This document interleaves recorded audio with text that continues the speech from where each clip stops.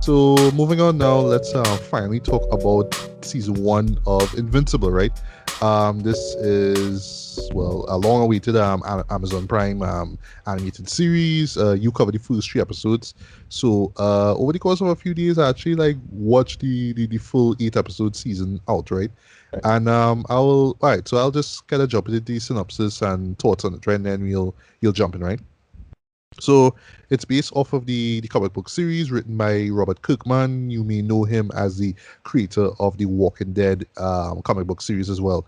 Both of which I haven't read. I've actually been meaning to start reading the Walking Dead. This is really because of how disappointed I was with the progress of the show itself, right? But Invincible, just off of what I was hearing, I was like, yeah, I should really like check it out, man. But one thing though, I didn't know that this was like going on for like 14, 15 years though. Like I thought it was just something that came Yeah, out like last decade, like say no, no, no. Kick-Ass or something like Yeah, I didn't know it was going on way longer than that. no, no, yeah. It's going on for a hot minute. It's a comic I never got into. I always heard about it, but I just never got into it. It's like, yeah, whatever. But but the anime, I was waiting for when the show came out. It's like, I could it finally coming out. People was hyping it up, so we'll see. Yeah. So but I would say though, just get out the way. After watching this season here, yeah boy, I really need to jump into these comics. So what it is in a nutshell, it's about Mark Grayson, right? He is played by, well, voice, sorry, by Stephen Yeun. You remember him as Glenn from The Walking Dead, right? Rest in peace, Glenn, right? Yeah. He eventually becomes a superhero known as Invincible. So he pretty much, inherits basically, well, these same powers that his dad, who is a superhero, his name is Nolan. Yeah. Sorry. Well, his real name, well, sorry, his human name is Nolan, right? But his superhero name is Omni-Man, right? He is an alien as well, but basically he's he's the Superman character in all of this, right? So yeah, he came to Earth. He married, well, in this case, an Asian woman. Which was a huge change from the comic book, from what I learned later on. 'Cause, yeah, the character of Debbie, played by Sandra Oh in this case, was Caucasian in the comics, right? Okay. So Yeah. that was like a nice touch because it would make sense to have Stephen Voice Yeun, actors, in terms of voice Right. acting. That makes sense. And of course, well, J.K. Kirkman, Simmons voicing yeah, Nolan. It makes sense. Kirkman does a good job of like getting a chance to change his stories, and he'll make smart changes in terms of the show. The same thing with Walking Dead. Walking Dead doing a bunch of changes, and it's good changes, right? Because you had to fit the live action, wherever it is, right? Little things like that. And which actors work with people, and which actors stick with people better than the comic did. So this character get this story, or you kill off that character, and then you put some of the arcs for other characters, and so on and so on. They do the same thing with the Expanse a little bit, from what I understand, because of Okay. because of what happened with one of the actors. He had to leave the show. All right. I remember you mentioned why. Yeah, we don't want to talk about it, but Yeah. he had to leave the show. So they like might cut up what his arc should be, and then fit it on other characters, and so on and so forth. It's a thing. You had to, as I say, you had to roll with the punches, as it were, right? You can't adapt perfectly, because it won't land. It won't, even if things work out in the real world, it still might not work as well, because the actor might not be as charismatic or whatever it is, right? But in this, I understand why they make the change, because Stephen, Yeah, of course, exactly. right? Yeah.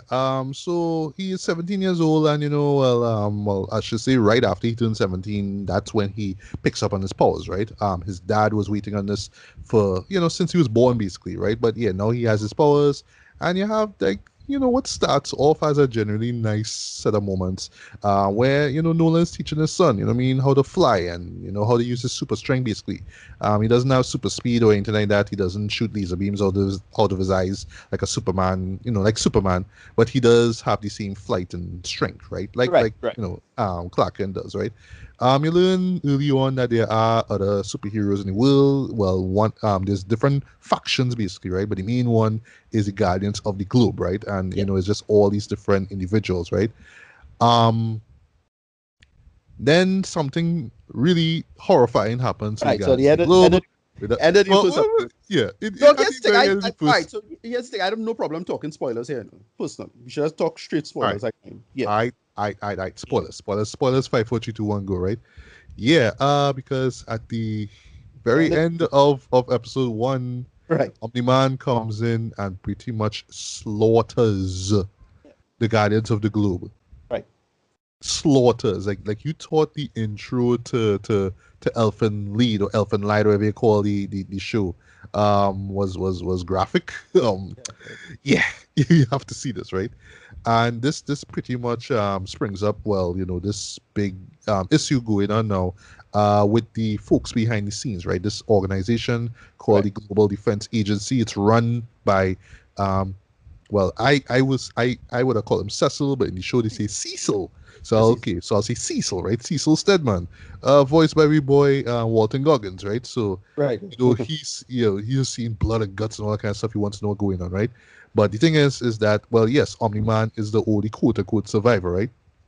And Right. So yeah. So yeah, the thing with it is that it's not a who done it, but a why done it, right? that's Like right. we know who did it, we know how he did it, but why is he doing it? And that was a big mystery for the whole season. Like, Exactly, why exactly. is this Yeah. guy doing what he's doing? Why do it the way he did? And so on and so forth. And we eventually, like, everybody guess. Here's my thing, eh? The real mystery of the show is not the why he did it, because I kind of guess immediately what it was about. It's most likely Okay. some imperial effort, right? But my still mystery, and I still don't think it explained it particularly well. From what I understand, the comic does a better job of explaining the situation. And from what I understand, Kirkman wanted to change it, so that's why he wanted things to that why Oh, his just explanation kind of be left a little open. vague.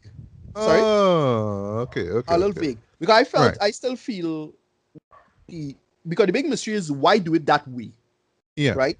It could have all kind of methods and approaches to do it another way. He's super powered. You don't need to hide. He's still trying to hide on a mystery. I haven't read the comic still, so I don't know. But the comic, from what I understand, explains it a little better in terms of the why do it this way, the approach, right? The approach So of it. just yeah, so just to wrap things up though. So yeah, essentially this is well, yeah. So well, it kind of starts off as a coming of age story, basically for Mark, but it's just basically just Mark just becoming a hero and going through what comic book superheroes have been going through Right. for years. You know what I mean, like in his case, him being well, still a college student or what that sorry, high Yeah, high school school. student. Oops, Yeah. yeah. Deal with a girlfriend who is voiced by McGill Zazie Beats. Right. There's this new Guardians of the Globe, and they're being basically younger individuals are there. One including this well, basically a girl that he learns later on as a hero. That would be Atom Eve, voiced by my next girl, Jillian Jacobs. I was glad to hear Right. her Right. Right. voice here. Um, but one of the main, well, sorry, there's also another one of my favorite characters, Robot, right, Right. who is Yeah. He had voiced a by nice Zachary little. Quinto. Yeah, so Yeah. essentially, he's part of a old team called the Team, right? Correct. And well, Atom Eve was part of that team, right? So she and a few others going over into this, new Guardians, right, with some other characters as well. Right. So yeah, it's basically Mark learning about, well, hey, it have it have heroes that I have to deal with, it have threats I have to deal with, there's responsibilities I have to deal with, but I'm trying to keep this thing secret from a guild because the whole thing about secret identities, Right. Right. all Right. that stuff, and eventually it all comes down to realizing that yes, his father is Well, I'm fucked murderer. up and insane, Right. and yeah, So, that's but where I'll the stop thing it. is, it's still confusing me as to what the.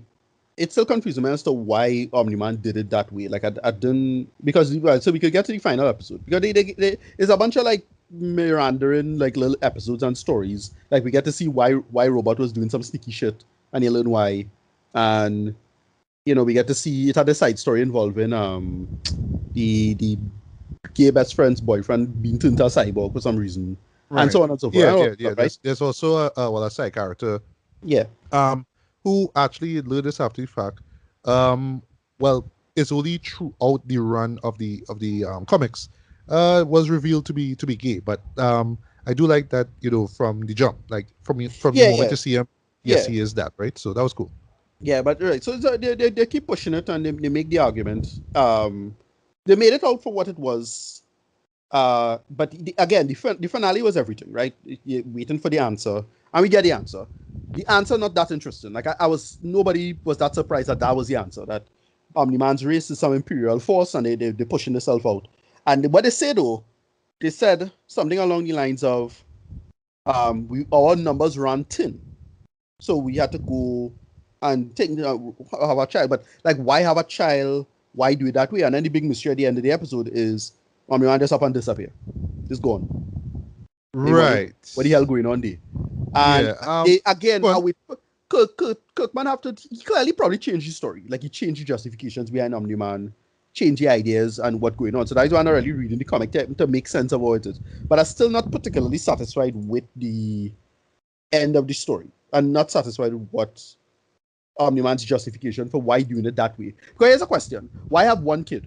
He couldn't like have like many kids on Earth and have all of them turn out to have powers, like statistically. Makes sense. Yeah. Yeah. Little stuff like that. Little questions are just not adding up. Or thing. I still find his story not adding up. The why is not interesting. You know, the whether the Viltrumites or whoever it is, Yeah. they're imperialistic and they're superpowered that they can pull it off because they need to spread the imperialism all over the universe. Fine, like typical space empire shit. Fine.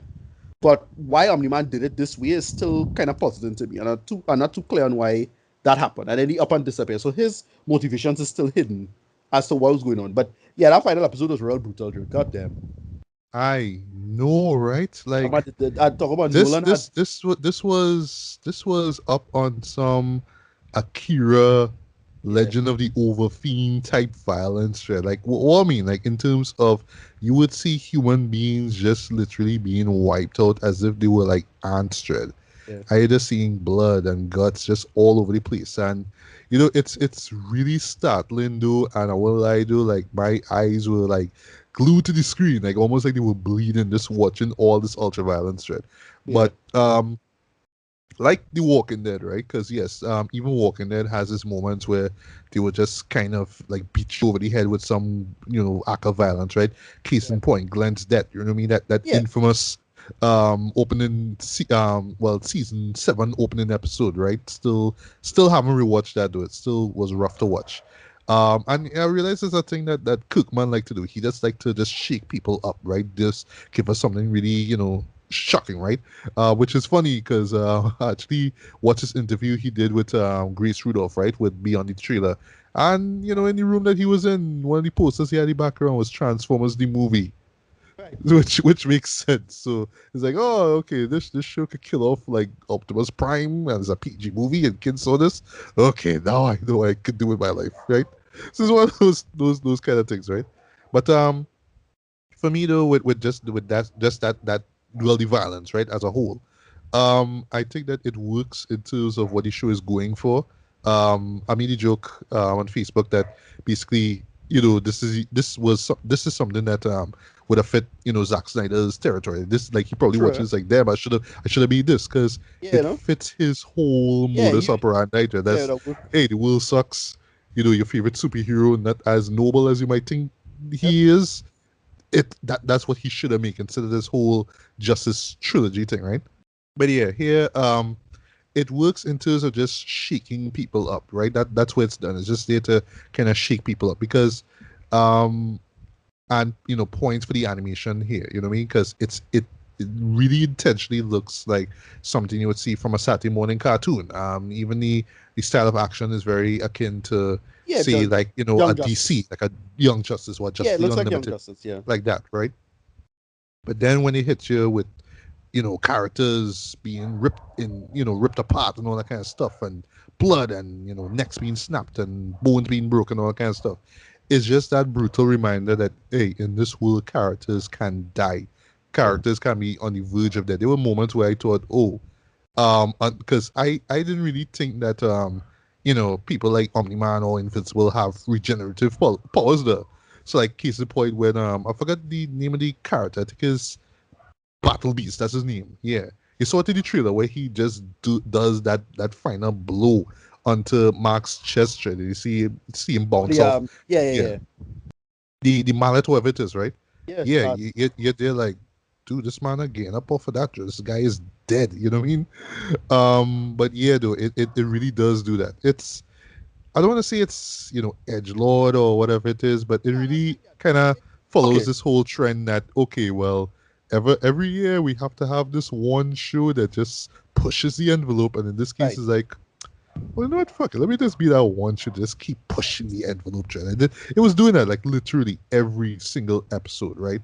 And I was waiting for it with the first episode though, but is when that last 10 minutes come where you see thing where you see Omni-Man come and basically destroy like the goddess the globe, right? Yeah, yeah, Now pretty just much. see this quick thing, right?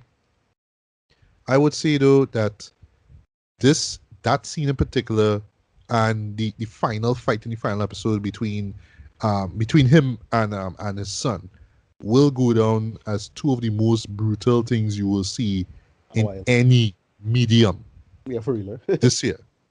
Any medium. Yeah, for real. Comics, live action, wherever it is. It is what two of the most brutal stuff you will see. And I am just in awe that this even got greenlit to begin with. You know what I Well, mean? But yeah, go on. it's as I say, we had the live action Superman subversion show already, right? That is what we call it. In the case of thing Uh, now. the boys, no? Yeah. Yeah, the boys, So yeah. that was like, Oh, oh, well, I this would say though that Amazon Prime though, y'all onto something here, you know. It's like, exactly. you know what, the boys was just a little taste test. Like, you know what, we'll just hit you with the boys, or they like the boys, or all right, we'll give you more blood. Oh, like that, Yeah, okay, and cool. we have And then they we have just hit you with another, Invincible. yeah, you have another take on evil Superman, right? So that's the idea, right? And but as I said, if I like the ending, pretty good finale, but I just wish we got a better justification as to why Omni-Man doing what he doing.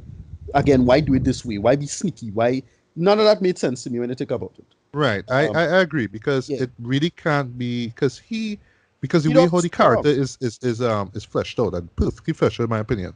He can't just be, oh well, it's about dominance and I needed to do it this way and there was no other Right, way I could do it, right? exactly. But even right down to like when he's like basically pummeling his son, Dread, it's like, why are you making me do this? But it's like, Yeah, well, I could dude, follow that. you are literally like on the verge of killing your son by telling him, well, this is for you to wake up and understand this is your reality and And then you he need to said, side with me, right? And that's what and I then just say. at one point he What said, does so what's it? I'll finish up here. And while I do get on people him just kind of just getting fed up with Mark basically saying no, he's not gonna side with him and flying off. Yeah, it like I like the fact that he leaves it open as to where, just the conflict in his mind and like what he's gonna think going forward. At the same time, it's still like, all right, but you just a bully basically. You just doing all this stuff, and then keep hitting us with saying, "Yeah, I don't care about humanity. right, never care about your mother. I never care." But still, is like, well, you had to have cared for I have a to problem. allow it for so long, right? Exactly. That Even why even even if the excuse is, well, I was waiting on my son to get powers, so I it had still to be don't more follow than that. that. Yeah, Mm. but he was casual. He's casual about saying, "Oh, well, I could wait and make a next one." Now. I like what? So why didn't you do that? I still don't get why he couldn't have another child. Now. I still don't get why he only had Mark. Like he could have more people. He could have created a breeding program. You know, Yeah, and I stuff mean like the, that. the And man himself, right, Nolan? I mean, he's a and charming dude, so no, but it's see, just saying that Debbie what's wouldn't in? know what to have a child, another No, child with what's him. in? So right. No, what's in that Cecil could have just help out with that too. It's like, yeah, like just create a breeding program if you need more people or whatever it is. Like, cause what I thought it originally it was like a kind of, I thought it was a oh god, where's the name of that movie? Boy, Guardians 2, right? Like you see how Peter Quill was like an unlikelihood to survive, Yeah. and Yeah. all the ego children died off from attempting at the problem now, right? All the ego's children, the reason why it was just a statistical failure, and then the reason why Ego went after Quill is because he know Quill could survive, right? So it's that, like exactly. That's how I feel about it. Yeah, it's fine. Okay, I understand. I understand. Yeah, you see how clear It's it gonna is. be, yeah, it's gonna be one of those problematic things though, because and this is what the show nails though, is that yes, you do despise Nolan in this final episode. You do hate him, right? But there is sort of a working logic behind why he would do it. Like it's part ego and part, hey, this is for the longevity of my species, right? I Right. love how the show blends in such a way so yeah, you're freaked out by what it is he's doing and what's taking place and the deaths and all that kind of stuff. But there's still a kind of a wicked logic. But I still couldn't help but see him as a bully. It's more like, Yeah, yeah, that kid, with the magnifying glass and the ants, and exactly. that's how I saw it. Like, So you saw I that. could You saw just that. I could just kill humans just And, because, and another thing. it doesn't matter to me. Yeah, and another thing that he didn't care about like taking over everywhere because you saw that with the racers taking over who tried to take over Earth. And he just went over there and just smoked them, right? Completely. Yeah. So we know he could just casually do that. So I still not too impressed with the that justification of storytelling at the end there. And it's still overall it was still a good season. I really like these characters. You know, you really feel for them. It totally work. Good pacing for the most part. For what it is. So I still give it a decent score. But I just was still puzzled, and I'm sure the future season gonna explain it or give a better explanation as to what going on with Nolan exactly. Because he Yeah. have remorse kind of he didn't want to kill his son, but he could. He gets off. We're not sure what's going on exactly with him, right? But we'll see how they go pay it off at the ending. But yeah, eight Yeah. out of Well, ten is well, this. 8 out of all 10 right. for Well, me. okay, you give it a Yeah, rating, 8 out of 10. yeah, All right. yeah, Well, knowing Mr. Cookman, I know he's probably aware that there's still things that could have been better established in terms of the motivation. And I know for sure he's gonna bring that up in the next season because it's not like he's just sorry Nolan's just gonna go away and we're not gonna see him till like what a season 3. And yes, not surprising we get a season 2 and 3, right? So real yeah, excited. But for me, I was thoroughly impressed by this. I didn't yeah, expect the show to go in the directions it went. What I would say though, its strength is in terms of what it could be viewed as a weakness for some, but I see it as a strength though. It's the deceptiveness of it all, right? yeah, Is that yes, you would see this stuff and be like, yes, I've seen this story. I know about the hero who has to stand up against his dad because he died yeah, evil. Yes, I've seen the teen superhero who has to deal with being a superhero, but he wants to juggle a relationship and being a dutiful son and all that stuff. It touches on these familiar things, right? And reminded me a lot of Kick-Ass, right? That's why I brought up in your review if it's like Kick-Ass, right? Where yes, it feels very familiar. It's taking, just the stuff that guys like us, we would have imagined ourselves as heroes just off of reading comics, you know what I mean, when we were young and just kind of putting ourselves in their shoes, basically. But then always having the story come and just slap you in the face and tell you, yeah, but the reality of things is people can die here. You could right. get hurt, but you could get seriously damaged here. People you love will die. So I love that. Again, it reminds me a lot of Kick-Ass, right? But here, yeah, it goes to the extreme though. I would say just in terms of the beats, the story beats and everything, it's nothing new. But again, that's just part of the deception. Also very deceptive is again the visuals, right? Which I won't lie though, is some excellent animation though. Yeah, But yeah. it really does feel like you're watching a Saturday morning cartoon, and then you'll just come and slap you and tell you, actually, this is more like those shows that you watch on HBO on a Sunday night, like a Westworld or Right, Sopranos or right, or Game of Thrones, where people die or people suffer in like the worst way, right? That's what it does. I do like the fact that they threw in numerous characters. Where I like that they flesh out this world, but at times though it could feel like, all right, well, you're not giving me enough for this character, or this character kind of shows up here like case in point, the sort of demon detective. I forgot the character's name. yeah. He Like I just felt we disappeared. could have saw a little bit more of him because I was liking Right, him. I was getting a sort of a Ghost Rider, Spawn, Constantine kind of vibe from right, him, but exactly, he just right. kind of show up to do a purpose and then, well, bye. But again, but that's another thing too. I would get into. So why did Nolan didn't throw away the costume? I couldn't follow that too. That was kind of weird. Like, Yeah, yeah, yeah. little stuff like that. Whatever. Yeah, And yeah. I don't want to say, well, he could have just gone to a laundromat and just No, got that blood off, but still, no, like, that's dude. just laundry thing in space now. Like, just he say he got another costume. Like whoever, he say he want back his Yes, costume. that's a good point. He did have another one though. Yeah, yeah. So As I why said, act as if this one particular costume means anything to you? Like, I you didn't have get a that. spare, Yeah, bro? Yeah. I couldn't follow that. I couldn't follow that. Yeah, Whatever. and I don't want to think, well, it's because we needed Debbie to find out her by herself, man. No. But anyway, Yeah, but yeah, and I would admit though there are a few um not plot holes, just subplots that I felt they really could have done more with. There's literally a moment which starts off with a guy going into some Egyptian place and being possessed dread, and they only bring that up back up in the end of the finale. And I was like, all right, just like the other scenes that we see in the final montage, okay, we'll get back to these characters, we'll get back to these aliens, we'll get back to, I forgot to mention, we boy Mursha Ali was there as well. He plays right, right. Titan, you know what I mean? This sort of, well, sort of a street talk character where he has powers and he have Yeah. reasons for why to take down this big body. Yeah, I yeah. actually dug That was that a episode. nice little That segment. episode was real good. I wouldn't lie. Yeah, I yeah. wouldn't lie. But even there was there's literally where Mark is fighting some dragon character. And then literally you see the dragon character show up in the same place with Titan. Like, what? You know what I mean? Yeah. So like, okay, what? You know what I mean?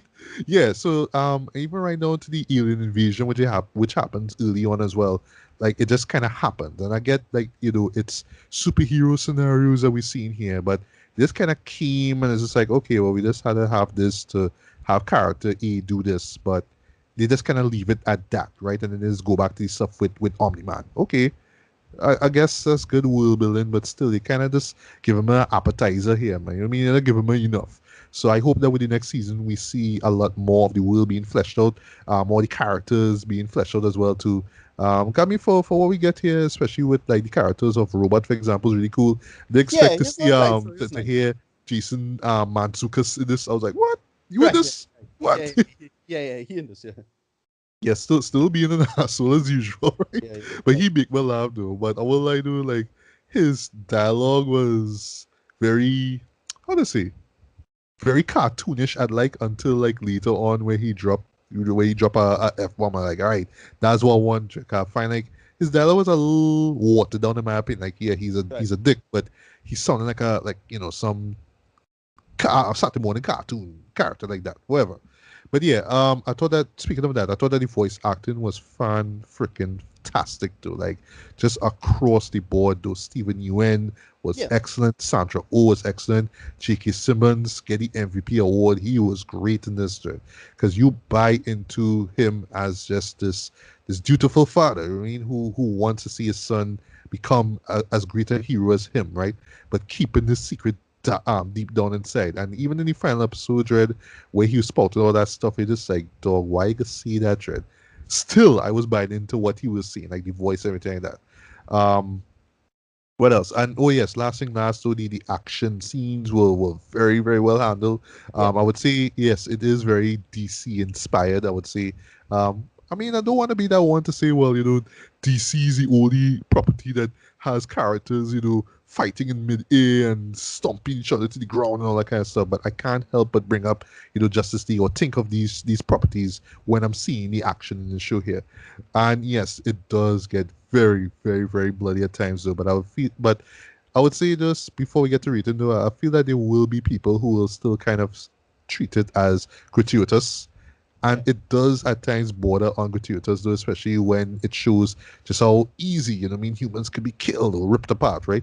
But apart from just shocking people, which pretty much is the point, it does really show just the mindset of, just the heroes involved. That yeah, we just want to beat the shit out of this character, Right. but we don't care if this person dies or whatnot. But when the person dies, it's horrible, right? And it's even worse now when you see that final episode. You know what I mean? Just how characters, just how people were just dying off in like the worst ways. You know what I mean? But yeah, for what it's worth, though, I thoroughly dug this. It's not perfect, mind you. And I know a lot of people come and say, well, the comics better and explain that more. But for what you're going for, yes, this is great. This is not a groundbreaking animated show by any stretch of the imagination, though. But it's another example of, just taking the medium of the superhero and exploring it in just deep, dark, and just unique ways, right? I'm excited as hell for the next season. So I'm going high for this one, man. I'm gonna give this a light 4.5 out of 5, man. This is Right. hands on one of the best shows I've seen this year, though. And I would say it will be yours for sure if you're into this material. Yeah. And even if you just kind of go into this as a fan, as a superhero fan, and be like, but yeah, it's the same old dread. Trust me, they will beat you silly into liking this show, Trent. They will Yeah. literally stomp you to the ground, Trent, and tell you, hey, you supposed to fuck with this show. Though. If you don't, hey, we just gonna hit you harder. And that's what the show did for me. But even without the violence, all that kind of stuff, though, it's stellar voice acting. It's great writing, and especially great dialogue as well, though. Just great naturalistic dialogue as well. You know what I mean? So yeah, really excited to see season 2. But yeah, this show is the real deal, man. I'm really curious to see how people will look at this by year's end, but expect this to show up in numerous best of lists, man, for this year. Hey, this is Matthew Bailey, and I hope you've enjoyed this segment of the BS Beats and Bailey podcast. If you'd like to hear the full episode, hit up my link tree. On the other side of my head are 2 videos you can check out. Like this video if you like it, feel free to subscribe and hit the bell as well. Thanks for listening, and until the next one, take care, peace.